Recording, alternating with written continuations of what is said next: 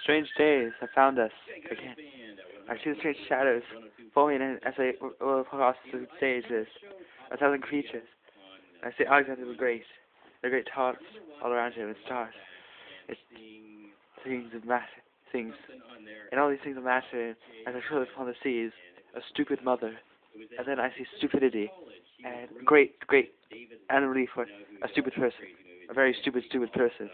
And I see Alexander the Great, suddenly to the skies, and a great star with shields of the shadows, and then upon the shields, there's night, and as they fall, they see themselves, and they do not know what they are, or who they are, or where they are, so they become unknowing of each other, and they don't even know each other.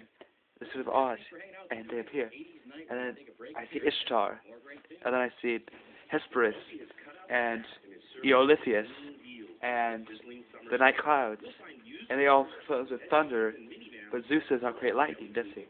He creates thunder. Oh no, he does create lightning, doesn't he? But I see Eolithius, midday star, and then I see the weird shadows, bantering cries, and the Indians are running out, and the Indians bleed down the highway, bleeding, dead.